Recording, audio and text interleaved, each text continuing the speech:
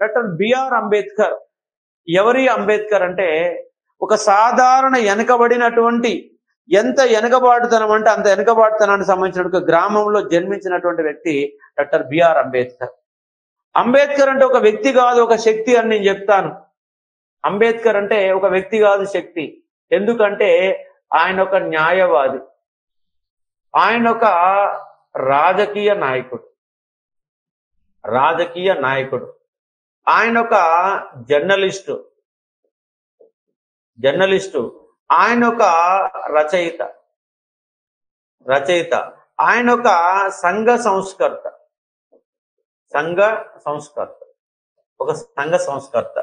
కాబట్టి ఒక విద్యావేత్త, విద్య ఎలా ఉండాలో చెప్పే ప్రయత్నం చేశాడు. ఒక సంఘ సంస్కర్త, ఒక రచయిత, ఒక జర్నలిస్టు, ఒక రాజకీయ నాయకుడు, ఒక న్యాయవాది, దానితో పాటు ఒక ఆర్థికవేత్త. ఎందుకంటే ఆయన ఆర్థికంలో పిహెచ్డి చేసి ఎన్నో పుస్తకాలు రాశాడు. ఒక ఆర్థికవేత్త. అదే మాదిరిగా అన్నిటికీ స్వతంత్ర సమరయోధుడు.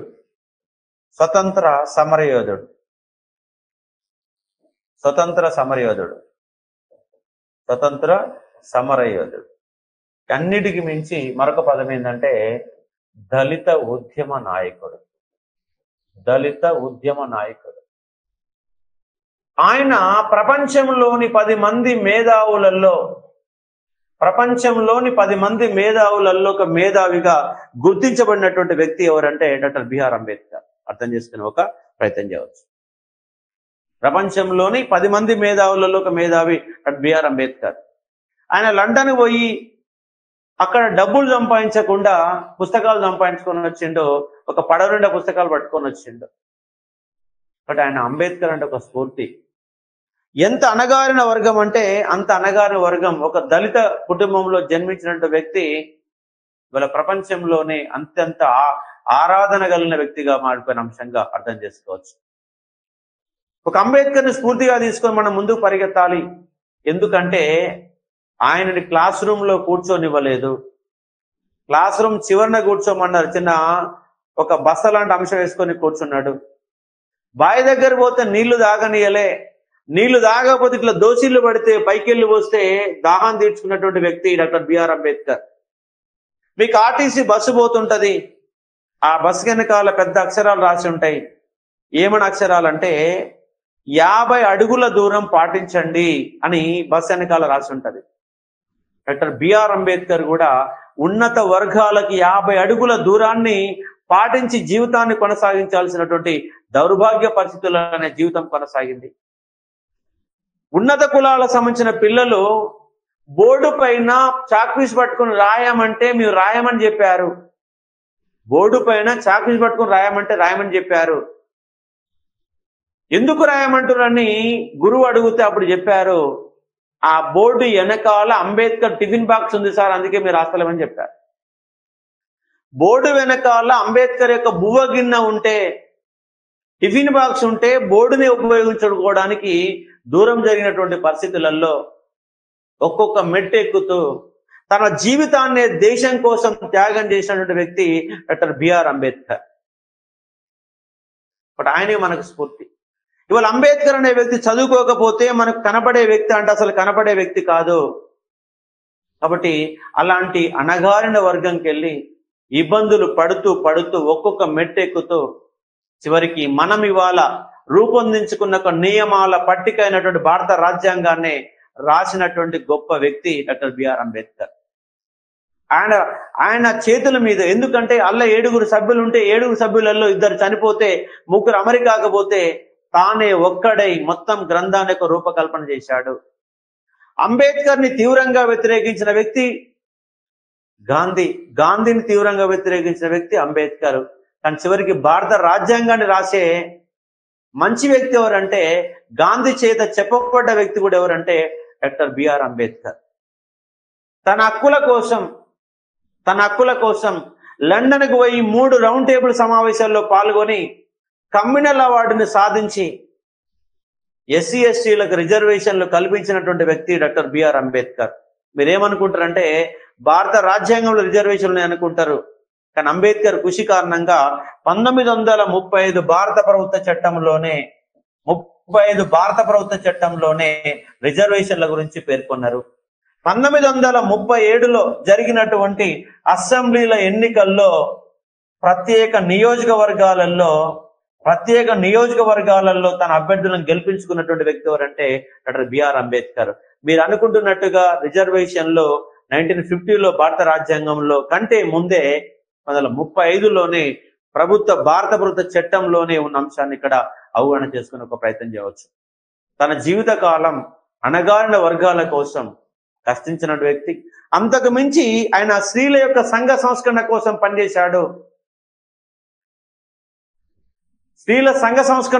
పనిచేశాడు.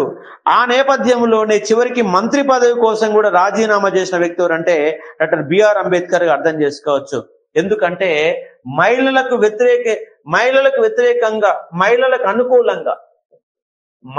అనుకూలంగా రూపొందించబడినటువంటి బిల్లు హిందూ కోడ్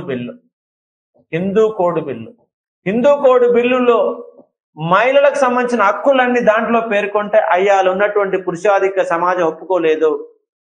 దాంట్లో సవాలు చేయమని చెప్పింది. విడాకుల విషయంలో కఠినమైన నిబంధనలు పెట్టాడు. మహిళల అణచివేతని తగ్గకుండా చూసే ప్రయత్నం చేశాడు. అందుకే వాళ్ళ పురుషాధిక సమాజం దాంట్లో మార్పులు కోరినది. బిల్లులో మార్పులు కోరితే అవసరమైతే మంత్రి పదవికైనా రాజీనామా చేస్తాను కానీ నేను మాత్రం బిల్లులో మార్పులు చేయనని భీష్మించుకొని కూర్చొని చివరికి మంత్రి పదవికి రాజీనామా చేశాడు తప్ప ఆయన మాత్రము వెనకడుగు వీయలేదు. కాబట్టి హిందూ కోడ్ బిల్లు రూపకల్పన చేసి ఆధునిక మనువుగా పిలువబడ్డ వ్యక్తి అంటే డాక్టర్ బిఆర్ అంబేద్కర్. అనే అంశంగా అర్థం చేసుకోవచ్చు. 1927లోనే మను రాసిన మనుధర్మ శాస్త్రం తగలబెట్టాడు. ఎందుకంటే పైన బ్రాహ్మణులు, క్షత్రియులు, వైశ్యులు, శూద్రులు, చండాలురు అనే 5 వర్గాలు ఉంటే ఈ శూద్రులు అనే వాళ్ళు, చండాలు అనే వాళ్ళ కాళ్ళ దగ్గర ఉండాలని చెప్పినటువంటి మనుధర్మ శాస్త్రాన్ని తగలబెట్టి తన యొక్క చైతన్యాన్ని నిరూపించిన వ్యక్తి అంటే డాక్టర్ బిఆర్ అంబేద్కర్. అంబేద్కరే స్ఫూర్తిగా ఇవాళకి ఎన్నో ఉద్యమాలు కొనసాగుతున్న అంశాన్ని ఇక్కడ అర్థం చేసుకోవచ్చు. నీ రిజర్వేషన్ల పైన ఒక చిన్న క్లారిటీ ఇస్తాను. కొంతమంది నన్ను వ్యతిరేకిస్తారు కూడా. అయినా కానీ నేను చెప్తాను. నేనేమంటానంటే రిజర్వేషన్లు తొలగించాలని చెప్తా. నేనేమంటున్నానంటే రిజర్వేషన్లు అవసరం లేదు అని చెప్తున్నా. రిజర్వేషన్లు తొలగించాలి అని చెప్తా ఉన్నా. మరి ఎప్పుడు తొలగించాలంటే దానికి ఒక సమాధానం చెప్తా. రిజర్వేషన్లు తొలగించాలి, 100% రిజర్వేషన్లు ఉండొద్దు అనేది చెప్తా. మరి ఎప్పుడు ఉండొద్దు, ఎప్పటి వరకు రిజర్వేషన్లు కొనసాగుతాయి అనే దానికి ఒక చిన్న ఉదాహరణ చెప్తాను. మీరు చూడండి, నచ్చొచ్చు నచ్చకపోవచ్చు కానీ నేను చెప్తాను చూడండి. రిజర్వేషన్లు తొలగించాలి. రిజర్వేషన్లు తొలగించాలి.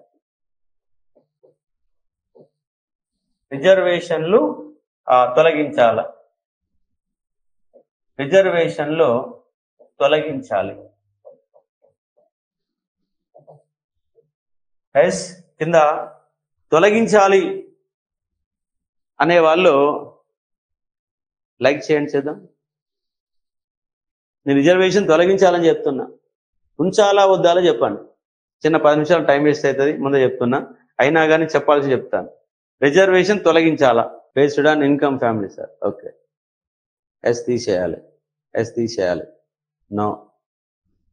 సరే, ఇప్పుడు మనం ఇది ఒకటి చెప్పాను కదా, ఈ పాఠం చెప్పాక మళ్ళీ అడుగుతాను. అప్పుడు మీరు ఏం సమాధానం చెప్తారో చూద్దాం. నేను ఒక 10 నిమిషాలు మీకు ఒక క్లారిటీ ఇస్తాను. ఈక్వాలిటీ ఉంటే ఎస్, లేకున్నా no. Reservation according to talent. Okay, right. ఇప్పుడు నీకు చిన్న క్లారిఫికేషన్ ఇస్తాను చూడండి. నీ రిజర్వేషన్ తొలగించాలి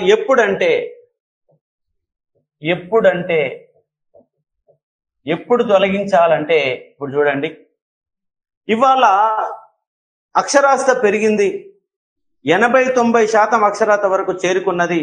ఇవాళ తెలంగాణలో కూడా 40 సంవత్సరాల వయసు తీసుకుంటే ఇవాళ కూడా తెలంగాణలో కూడా 90% మంది అక్షరాస్యత కలిగినటువంటి అంశంగా మనకు కనబడుతుంది.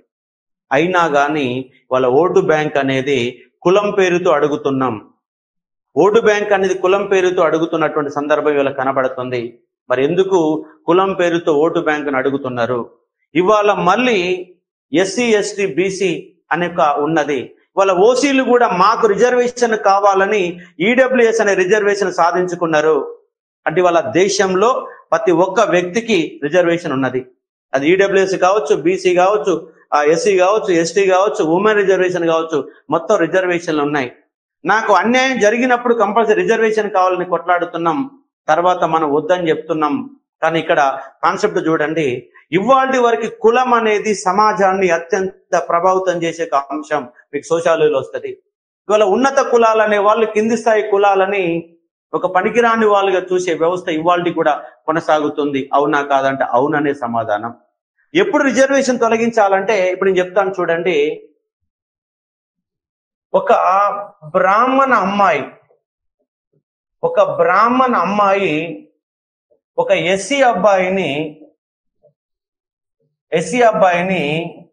ప్రేమించి పెళ్లి చేసుకున్నది. ఒక రెడ్డి అమ్మాయి ఒక ఎస్సీ అబ్బాయిని ప్రేమించి పెళ్లి చేసుకున్నది. కానీ సమాజం ఒప్పుకుంటుందా అంటే ఒప్పుకోవడం లేదు. అవసరమైతే హత్య చేస్తున్నారు. ఎవరిని అంటే ఈ ప్రేమించిన వాడిని హత్య చేస్తున్నారు. అది సాధ్యం కాకపోతే అమ్మాయిని హత్య చేస్తున్నాడు. దీన్ని ఏమంటున్నాం అంటే పరువు హత్య అంటున్నాము. ఎస్సీ అబ్బాయిని పెళ్లి చేసుకుంటే ఎస్సీని చంపేస్తున్నారు. కనీసం శవాన్ని కూడా దొరకకుండా మాయం చేస్తున్నాడు. అంటే ఇక్కడ ఎస్సీ అనేవాడు మనిషి, ఓసీ అనేవాడు మనిషి, ఎస్సీ అనేవాడు మనిషి కాదు. ఎస్సీ అనేవాడు అందంగా ఉన్నాడు, కానీ ఓసీ అమ్మాయి అందంగా లేదు. కానీ ఇక్కడ అందం ప్రియారిటీ కాదు, కులం ప్రియారిటీ. కులం పేరుతో ఇవాళ హత్యలు జరుగుతున్నాయి, పరువు హత్యలు జరుగుతున్నాయి. నేనేమంటున్నంటే ఆ పరువు హత్యలు ఆగిన రోజు రిజర్వేషన్లు తొలగిద్దాం. ఇంకోటి ఏంటంటే ఈ రెడ్డి అమ్మాయి ఎస్సీ అబ్బాయిని ప్రేమించి పెళ్లి చేసుకున్నప్పుడు ఆ రెడ్డికి సంబంధించిన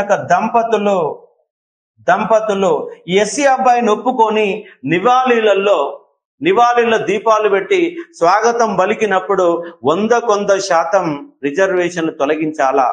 ఆ పలకని వరకు నాది ఉన్నత కులం, నేను బ్రాహ్మణ కులం అని ఎప్పుడైతే గర్వంగా చెప్పుకుంటారో చెప్పుకునే వరకు రిజర్వేషన్లు కొనసాగుతూనే ఉంటాయి. అప్పటిదాకా తొలగించే అధికారం ఎవడికి లేదు. ఇది చదువుకు సంబంధించిన అంశం కాదు, ఇది పరువుకు సంబంధించిన అంశం.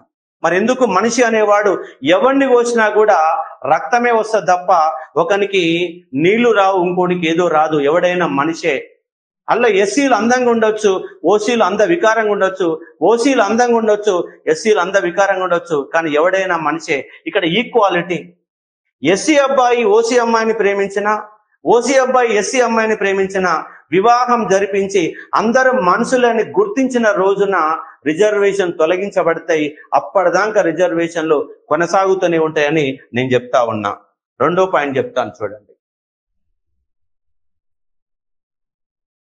ఒక వెంకటరెడ్డి ఒక తహసీల్దార్, ఒక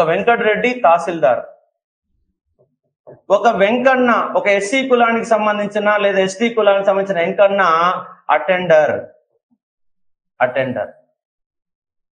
ఇక్కడ తహసీల్దార్ అనే వెంకటరెడ్డి ఏమంటాడంటే, అరే వెంకన్న నీళ్ళు తీసుకురా, అరే వెంకన్న ఫైల్ తీసుకురా, అరే వెంకన్న బయటికి పోయి పని చేసుకురా, అరే వెంకన్న ఇది తీసుకురా అంటే ఆ వెంకన్న ఎప్పుడు కూడా సార్ నన్ను అరే అంటావు ఎందుకని ఎదురు ప్రశ్నించాడు. ఎందుకంటే వెంకన్న ఏమని ఫీల్ అవుతాడంటే ఆయన పెద్ద సారు ఎక్కువ చదువుకున్నాడు కాబట్టి నన్ను రా అంటున్నాడు, అటెండర్ కాబట్టి నేను పడాలి అన్న ఫీలింగ్ లోనే ఉంటాడు తప్ప ఏమాత్రం ఎదురు ప్రశ్న వెయ్యాడు. ఇప్పుడు చూద్దాం. ఇప్పుడు వెంకరెడ్డి అనే వ్యక్తి అటెండర్,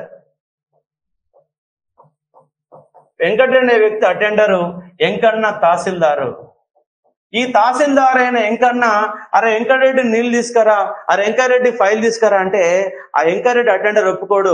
ఏం సారు నన్ను రాని పిలుస్తున్నావు, నీ ఉద్యోగం నువ్వు చేయి, నా ఉద్యోగం నేను చేస్తా, రాని అధికారం నీకు ఎవడిచ్చిండు అని చెప్పేసి ఎదురు ప్రశ్నిస్తాడు. మరి వెంకరెడ్డి అలాంటి పిలిచినప్పుడు ఈయన ప్రశ్నించలేదు, కానీ ఇతన్ని పిలిస్తే అతను ప్రశ్నిస్తాడు. నేనేమంటున్నంటే వెంకరెడ్డి వెంకన్న ఇద్దరు ఈక్వల్ గా పనిచేసిన రోజు రిజర్వేషన్ తొలగిస్తాం. కులం పేరుతో కాకుండా వ్యక్తిగతంగా. ఇవాళ మనం చదువుకున్నాం, మనం దావత్ చేసుకుంటాం, పెళ్లి చేసుకుంటాం, మన ఊరికి పోతాం. కానీ మన ఊరిలో ఎస్సీల పెళ్లిళ్ళు అయితే ఓసీలు పోరు. ఒకవేళ ఓసీలు పెళ్లి పోయినా కూడా సపరేట్ గా భోజనం వండి పెట్టాలా? ఇప్పటికీ ఉన్నత కుటుంబాల వాళ్ళకి, ఇప్పుడు నేను ఉన్నటువంటి ఈ సరౌండింగ్ లో, ఈ దిల్సునగర్ ఏరియాలో ఉన్నత కులాలకు సంబంధించిన 90 ఇండ్లు ఉంటే ఎస్సీ ఎస్టీ కులాలకు సంబంధించిన ఇండ్లు 10 మాత్రమే ఉంటాయి. మిగతా వాళ్ళంతా రెంటులలో వివిధ రకాల అంశాలలో జీవనం కొనసాగిస్తున్నారు. వాస్తవంగా రిజర్వేషన్ తొలగించాలని నేను కూడా అంటున్నా, కానీ ఇంకా అందరిలో ఈక్వాలిటీ రాలేదు, ఆర్థిక సమానత్వం రాలేదు. కొంతమంది ఓసీ కుటుంబాలలో ఎకనామికల్ బ్యాక్వర్డ్ ఉన్న వాళ్ళు ఉన్నారు, లేనట్లేదు నేను. ఎందుకంటే మా ఊర్లో ఓసీ కుటుంబాలు, రెడ్డి కుటుంబాలు 8 కుటుంబాలు ఉంటాయి. ఆ 8 కుటుంబాలు మా బీసీ కుటుంబాల కంటే కూడా వెనుకబడ్డ కుటుంబాలు ఉంటాయి. అట్లని చెప్పేసి నేను ఓసీని కాదు, ఎస్సీని కాదు, నేను మధ్యంగా ఉన్నట్టు ఒక బీసీని.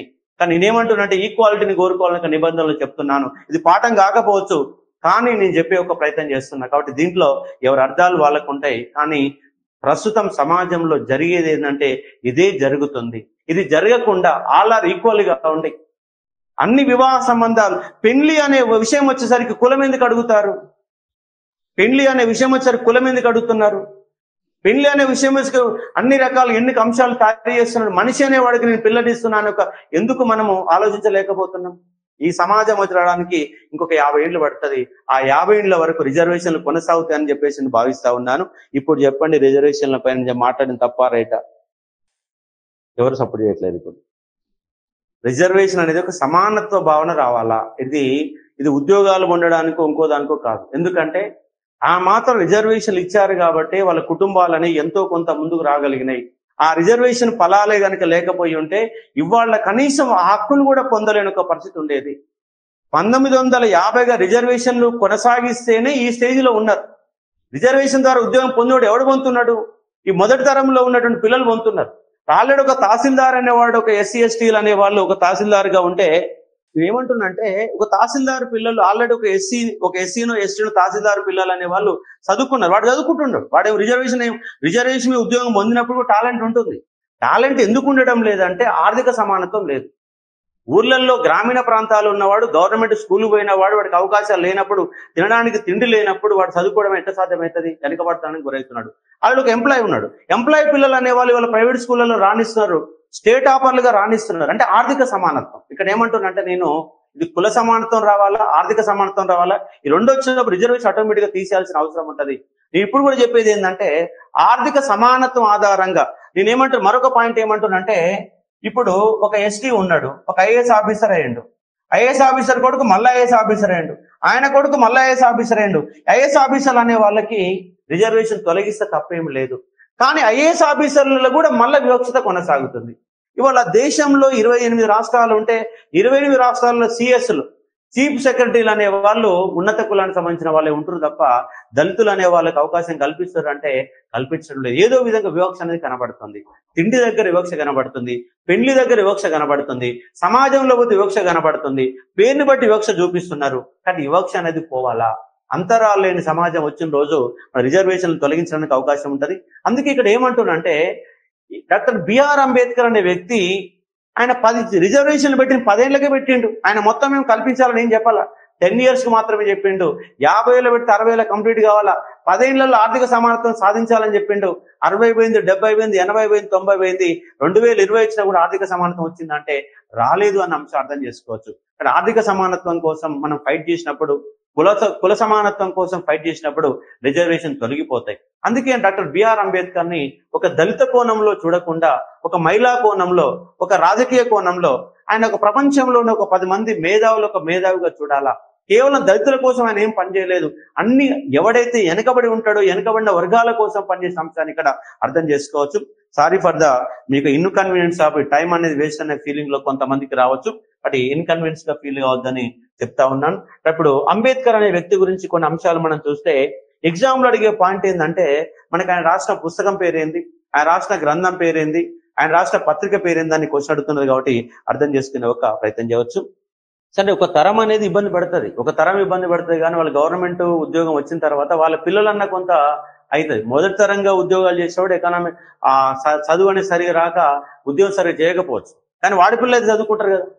మొదటిసారిగా గవర్నమెంట్ టీచర్ చేసేవాడికి ఏం రాకపోవచ్చు, కానీ ఆ గవర్నమెంట్ టీచర్ జీతం ఆధారంగా అతను స్కూల్ పంపిస్తాడు. స్కూల్ పోతే ప్రైవేట్ స్కూళ్ళలో వాళ్ళు మంచి చదువుకొని నెక్స్ట్ వచ్చే ఉద్యోగం అంటే మొదటి తర ఉద్యోగం చేసే వాళ్ళల్లో కొన్ని ఆ క్వాలిటీస్ లేకపోవచ్చు, చదువు తక్కువ ఉండొచ్చు, కానీ వాళ్ళ పిల్లలు మాత్రం డాక్టర్లుగా, ఇంజనీర్లుగా గొప్ప గొప్ప స్థానాల్లో వచ్చిన వాళ్ళు చాలా మంది చూశాను కాబట్టి అర్థం చేసుకోవచ్చు.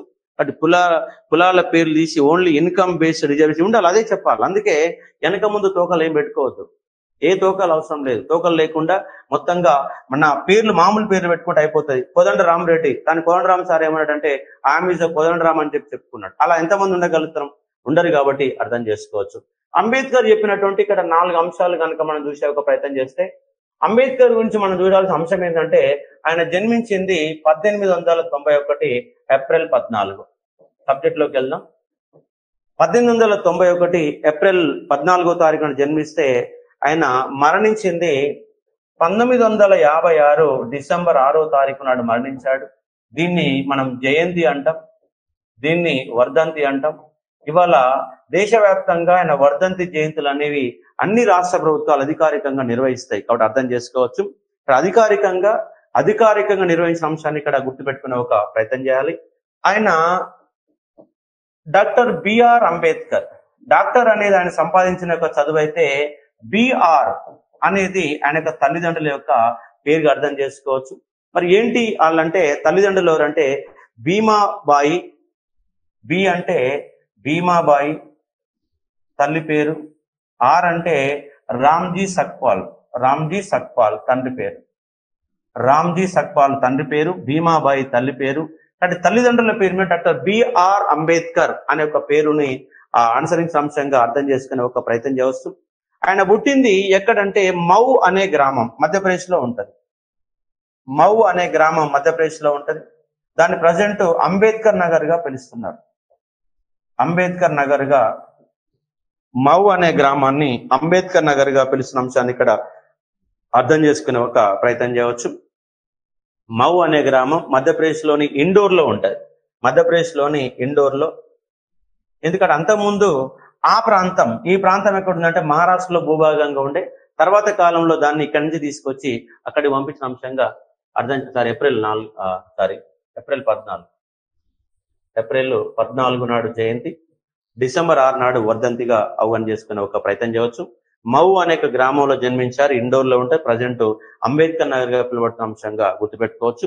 ఆయన యొక్క భార్యలు గనక మనం చూసే ఒక ప్రయత్నం చేస్తే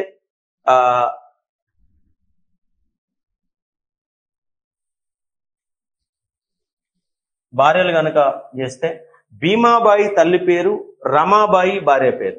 భార్యలు రమాబాయి, ఆమె చిన్న వయసులోనే చనిపోయింది, అనారోగ్యం పాలై చనిపోయింది. కనీసం ఆయన ఆసుపత్రికి డబ్బులు కూడా చెల్లించలేని పరిస్థితులలో అనారోగ్యం పాలైన ఒక మహిళ ఎవరంటే రమాబాయి. తర్వాత ఆయన అవసాన దశలో ఉన్న సమయంలో ఆయనకు వైద్య సపర్యలు చేసినటువంటి సవిత అనే ఒక బ్రాహ్మణ మహిళ, సవిత అనే ఒక బ్రాహ్మణ మహిళ, ఒక నర్సు లేదా ఒక డాక్టరు ఆయన వివాహం చేసుకున్నది. అలా సవితా అంబేద్కర్ గా పిలవబడింది. సవితా అంబేద్కర్ గా పిలవడే అంశాన్ని అర్థం చేసుకోవచ్చు. అంటే రమాబాయి, సవితా అంబేద్కర్, భీమాబాయి తల్లి, రామ్జీ సక్పాల్ అనే ఒక తండ్రి పేరు కలిగిన వ్యక్తి డాక్టర్ బిఆర్ అంబేద్కర్ గా అవగాహన చేసుకోవచ్చు. ఈయనకి 1953లో 1953లో ఉస్మానియా యూనివర్సిటీ డాక్టరేట్ ఇచ్చింది. ఇది గతంలో అడిగిన క్వశ్చన్. డాక్టరేట్ ఇచ్చిన అంశంగా అర్థం చేసుకోవచ్చు. ఉస్మానియా యూనివర్సిటీ డాక్టరేట్ ఇచ్చిన అంశంగా అవగాహన చేసుకోండి. అదే మాదిరిగా ఆయనకు ఎప్పుడు బహుశా భారతరత్న బిరుదు ఇచ్చారు. బహుశా అది 1990లో ఏమని కూడా కరెక్ట్ డేట్ కరెక్ట్ క్లారిటీ లేదు. మొత్తంగా భారతరత్న అనేది చాలా ఆలస్యంగా వచ్చిన అంశంగా అర్థం చేసుకోవచ్చు. దాంతో పాటుగా మరొక పాయింట్ ఏమిటి అంటే ఆయన యొక్క సమాధి పేరు ఏంటంటే చైత్య భూమి అంటాం. ఆయన సమాధిని ఏమంటాం అంటే చైత్య భూమి అంటాం. ఆయన మరణించినప్పుడు ఒక ప్రవాహం లాగా జనం వచ్చిన అంశాన్ని ఇక్కడ మీరు అర్థం చేసుకునే ఒక ప్రయత్నం చేయవచ్చు. డాక్టర్ బిఆర్ అంబేద్కర్ గురించి చూడండి. డాక్టర్ బిఆర్ అంబేద్కర్ ఒకసారి తర్వాత గనక లైవ్ స్టోరీ చూసే ఒక ప్రయత్నం చేయండి. ఎన్నో అంశాలలో మనకు కనబడుతుంది. ఆయన బయోగ్రఫీ మొత్తం కూడా మీకు కనబడుతుంది. చూసుకునే ఒక ప్రయత్నం చేయవచ్చు. సరే, ఇక్కడ మనం చూపెట్టడం అంటే కొంత కరెక్ట్గా కాకపోవచ్చు కాబట్టి చూద్దాం. ఆయన రాసిన పుస్తకాలు కూడా ఎన్నో ఉన్నాయి.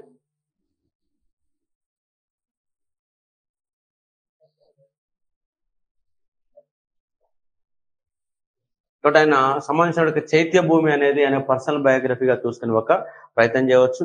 ఇది ఆయన పర్సనల్ సంబంధించిన కాన్సెప్ట్. అయితే మనకి ఎగ్జామ్ పాయింట్ ఆఫ్ వ్యూలో ఇంపార్టెంట్ ఏంటంటే ఆయన పత్రికలు, ఆయన స్థాపించే భారతరత్న 1990లోనే ఇచ్చారని కరెక్ట్ కాన్సెప్టే.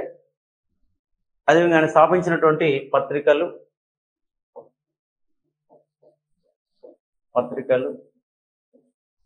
రిజర్వేషన్ల విషయంలో ఒక కాన్సెప్ట్ ఏంటంటే మనం ఒక మూడ్లో ఉంటాం. అంటే ఎవరైనా కొంత ఉన్నత కులాల్లో ఒక మూడు ఉంటుంది.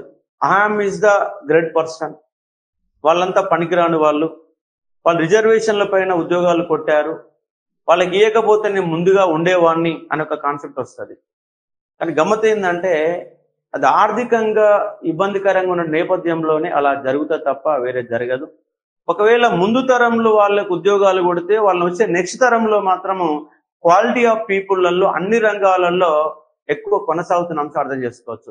నేను మా ఇంట్లో మొదటి తరం వ్యక్తిని, నేను రేపు మా పిల్లలు నాలాగానే వెనకబడి ఎందుకు ఉంటారు? ఉండరు కదా. చదువుకున్నా కాబట్టి పిల్లల్ని మంచి స్కూళ్ళల్లో మంచి ఎడ్యుకేషన్ ఇచ్చినప్పుడు వివిధ రకాల వర్గాలు వాళ్ళు రాణించడానికి అవకాశాలు ఎక్కువ ఉంటాయి.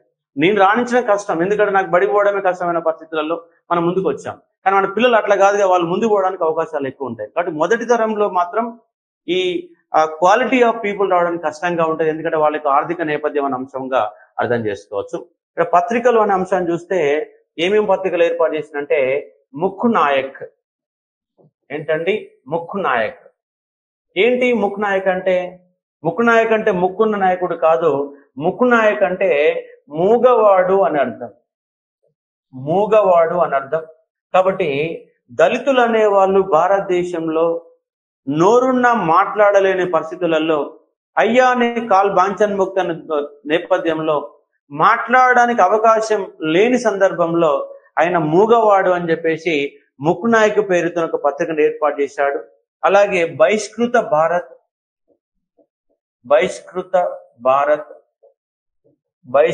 భారత్ అనే ఒక పత్రికను ఏర్పాటు చేశాడు. ప్రబుద్ధ భారత్ ఎగ్జామ్ లో చాలా సందర్భాలలో క్వశ్చన్లు అడిగినాయి. అలాగే జనత అనేటటువంటి ఈ 4 పత్రికలని ఆయన ఏర్పాటు చేసే అంశంగా అర్థం చేసుకునే ఒక ప్రయత్నం చేయవచ్చు. ఏంటండి? ముఖ్య నాయక్ మూగవాడు, బహిష్కృత భారత్, ప్రబుద్ధ భారత్, జనత అనే 4 పత్రికలు. అలాగే ఆయన స్థాపించిన పార్టీల పైన క్వశ్చన్లు ఎక్కువ పడతా ఉన్నాయి. పార్టీలు ఆయన ఏర్పాటు చేసిన పార్టీలు ఏంటంటే షెడ్యూల్డ్ క్యాస్ట్ ఫెడరేషన్. ఈ పార్టీ తరఫున 1952లో హైదరాబాద్ అసెంబ్లీకి ఒక 5 సభ్యులు ఎన్నికైన అంశాన్ని ఇక్కడ అర్థం చేసుకునే ఒక ప్రయత్నం చేయవచ్చు. దాని తర్వాత ఇండిపెండెంట్ లేబర్ పార్టీ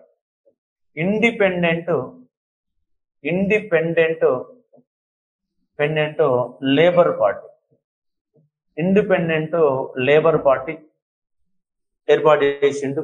ఈ పార్టీలు అన్నిటికంటే ముఖ్యమైనది ఏంటంటే Republican party of India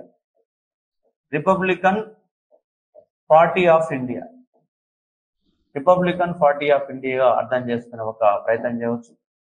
Republican party of India, scheduled caste federation, independent labour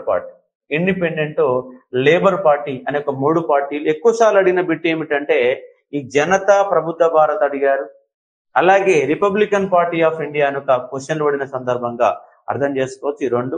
అట్లాగే ఆయన ఏర్పాటు చేసినటువంటి సంస్థలు ఒకటి బహిష్కృత భారత్, రెండవది హితకారిణి,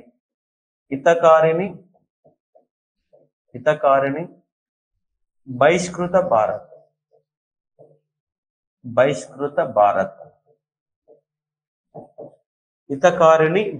భారత్ అనే సంస్థలు ఏర్పాటు చేసిండు. 4 పత్రికలు, 3 పార్టీలు, 2 సంస్థలు. ఈ యొక్క 7, 2, 9 కంపల్సరీ గుర్తుపెట్టుకోండి. ఎక్కువ సార్లు అడిగినటువంటి బిట్టుగా మీరు అవగాహన చేసుకునే ఒక ప్రయత్నం చేయవచ్చు ఒక కాన్సెప్ట్.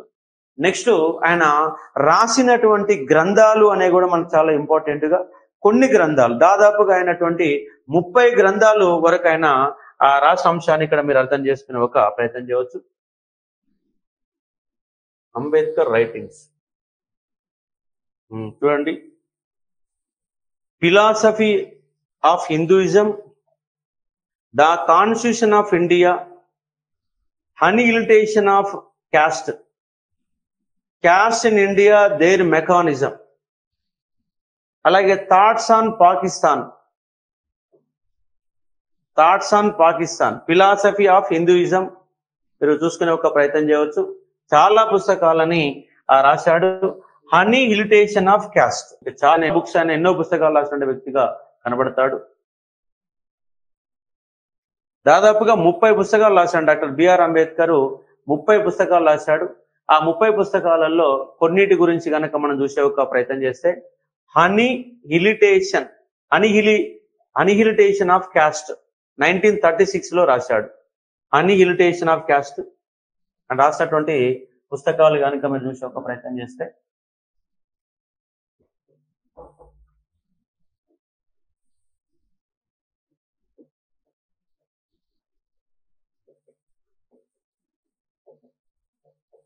అనిహిలిటేషన్ ఆఫ్ క్యాస్ట్, అలాగే caste in India,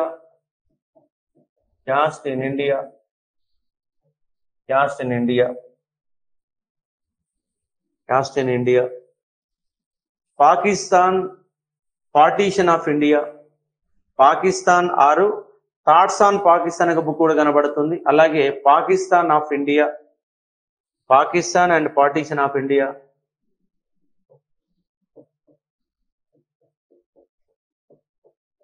Pakistan and partition of India,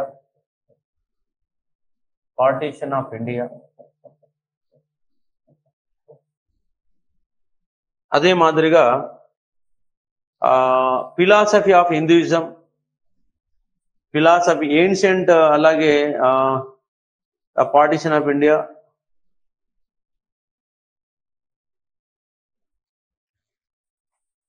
సరే, ఇక్కడ చాలా పుస్తకాలు దొరుకుతాయి. మీరు ఒకసారి యూట్యూబ్ లో సెర్చ్ చేసిన, నేను కొన్ని మాత్రమే రాబించే ప్రయత్నం చేస్తాను. చూడండి, caste in India their mechanism,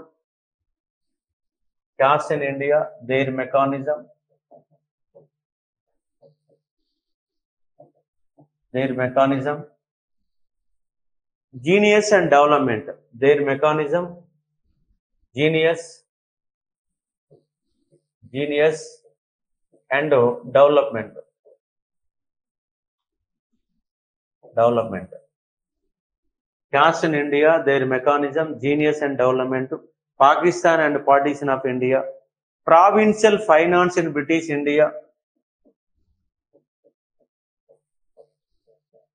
provincial finance in British India,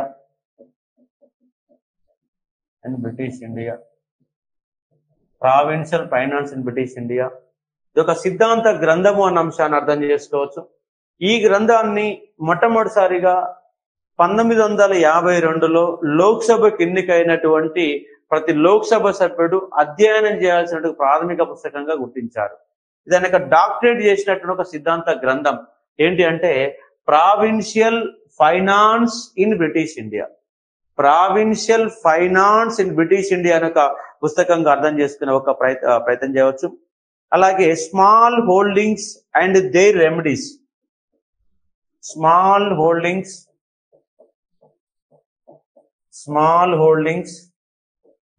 and their remedies, small holdings and their remedies. అలాగే Congress and Gandhi have done to untouchables, Congress and Gandhi have done to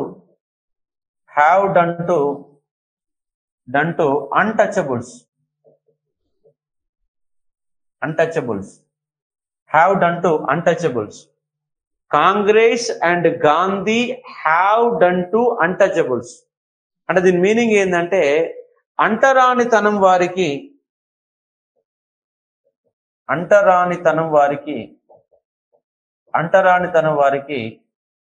Congress మరియు గాంధీ చేసింది ఏమిటి?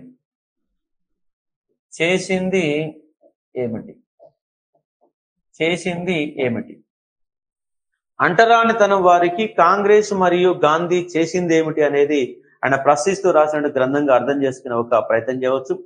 కాబట్టి మనకు ఇలాంటి కొన్ని గ్రంథాలు ఉంటే దాదాపుగా ఆయన 30 గ్రంథాల అంశంగా అర్థం చేసుకునే ఒక ప్రయత్నం చేయవచ్చు. 30 గ్రంథాల వరకు ఆయన రాశాడు.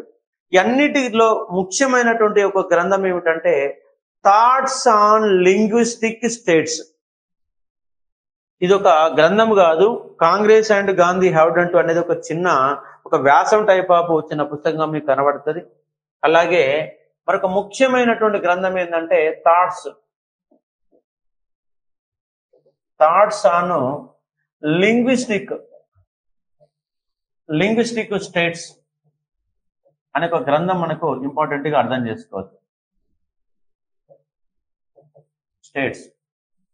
థాట్స్ ఆన్ లింగ్విస్టిక్ స్టేట్స్ అనే ఒక గ్రంథము. ఈ గ్రంథం ఆధారంగా, ఇది కూడా గ్రంథం కాదు, ఒక నివేదిక. దీని ఆధారంగా ఆయన ఈ చిన్న రాష్ట్రాల పైన అంబేద్కర్ అభిప్రాయాల పేరుతోని తెలుగులోకి అనువదించిన అంశాన్ని అర్థం చేసుకోవచ్చు. ఇదే మనకు చాలా ఇంపార్టెంట్ అనే అంశంగా గుర్తుపెట్టుకోవాలా. దీని ఆధారంగా ఒక భాష ఒక రాష్ట్రం ఒక భాష నేపథ్యంలో చిన్న రాష్ట్రాలపైన ఆయన అభిప్రాయాలు చెప్పిన అంశంగా అర్థం చేసుకోవచ్చు. ఇంతెందుకు, అంబేద్కర్ అనే వ్యక్తి చదువుకున్న తర్వాత ఆయన ఎక్కడ చదువుకున్నారంటే, ఆయన చదువుకున్నటువంటి ప్లేస్ని ఏమంటామంటే లండన్ లోని ఇండియా ప్రెస్ గ్రంథాలయంలో, ఇండియా ప్రెస్ లో చదువుకున్నాడు, లండన్ లో చదువుకున్నాడు, అమెరికాలోని కొలంబియాలో చదువుకున్నాడు. అమెరికాలోని కొలంబియాలో MA ఎకనామిక్స్ చేశాడు. ఎకానమిక్స్ చేసిన తర్వాత ఆయన ఇండియాకు వచ్చి మొట్టమొదటిసారిగా ఎకానమీ లెక్చరర్లుగా పనిచేశాడు. ఎకానమీ లెక్చరర్గా Sydenham college of commerce లో పనిచేశాడు. పనిచేసే సమయంలో ఆయన భార్య చెప్తాడు, ఏమంటాడంటే, ఇగో నాకు లెక్చరర్ ఉద్యోగం వచ్చింది, సీడన్ హోమ్ కాలేజ్ ఆఫ్ కామర్స్ లో నేను పనిచేస్తున్నాను అని చెప్తే ఆమెకు అర్థం కాదు, ఎందుకంటే ఆమె నిరక్షరాస్యురాలు. అంబేద్కర్ అనే వ్యక్తి లెక్చరర్ గా పనిచేసే సమయంలో తోటి బ్రాహ్మణ లెక్చరర్లు ఏమంటారంటే, అంబేద్కర్ గారు రేపటి సంధి మీ నీళ్లు మీరు తెచ్చుకోండి అంటాడు. అంటే అప్పుడు అంబేద్కర్ ఏమంటాడంటే, ఈ కుండలో నీళ్లు తాగడానికి నాకు ఎలాంటి అభ్యంతరం లేదు, ఈ కుండలో ఉన్న నీళ్లు తాగడానికి నాకు ఎలాంటి అభ్యంతరం లేదు, నీకేమైనా అభ్యంతరం ఉంటే నువ్వే నీళ్లు తెచ్చుకో, నేను మాత్రం ఇలా నీళ్ళు అవుతా అని చెప్పాడు అంబేద్కర్. అంటే మన సమాజం అనేది గత 2000 సంవత్సరాలుగా అణచివేతకు గురవుతున్నటువంటి కొన్ని కులాల వ్యవస్థ కొనసాగుతుంది. ఇవాళ కూడా అదే కొనసాగుతున్న అంశాన్ని ఇక్కడ అర్థం చేసుకోవచ్చు. అంటే ఎన్నో పుస్తకాలు రాశాడు. ఆయన నిర్వహించిన పదవులు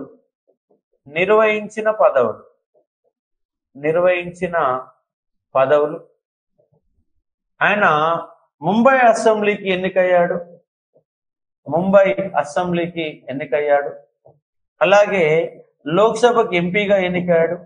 రాజ్యసభ సభ్యుడిగా, రాజ్యాంగ పరిషత్ సభ్యుడిగా, డ్రాఫ్టింగ్ కమిటీ చైర్మన్ గా పనిచేశాడు. డ్రాఫ్టింగ్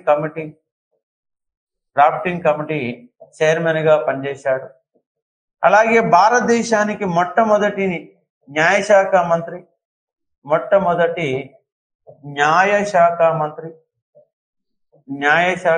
అన్న అంశంగా అర్థం చేసుకోవచ్చు. డ్రాఫ్టింగ్ కమిటీ చైర్మన్ గా పనిచేశాడు. దాంతో పాటుగా ఆయన ఎక్కడంటే వేవేలి యొక్క నడిపినటువంటి జనరల్ కౌన్సిల్ సభ్యుల్లో వన్ ఆఫ్ ద సభ్యుడిగా పనిచేసే అంశంగా అర్థం చేసుకోవచ్చు. 1945లో దాంట్లో ఆయన వేవెల్స్ అనే జనరల్ కౌన్సిల్లో వన్ ఆఫ్ ద సభ్యుడిగా పనిచేశాడు. ఎగ్జిక్యూటివ్ కౌన్సిల్ 1942-46 మధ్య వైస్రాయ్ ఎగ్జిక్యూటివ్ కౌన్సిల్లో పనిచేశాడు. వైస్రాయ్ ఎగ్జిక్యూటివ్ కౌన్సిల్ సభ్యుడిగా పనిచేశాడు. దాంతో పాటుగా ఆయన స్థాపించిన మరొక సంస్థ పీపుల్స్ ఎడ్యుకేషన్ సొసైటీ అనే కాన్సెప్ట్ కూడా రాసుకోండి. ఆయన స్థాపించిన సంస్థలలో పీపుల్స్ ఎడ్యుకేషన్ సొసైటీ.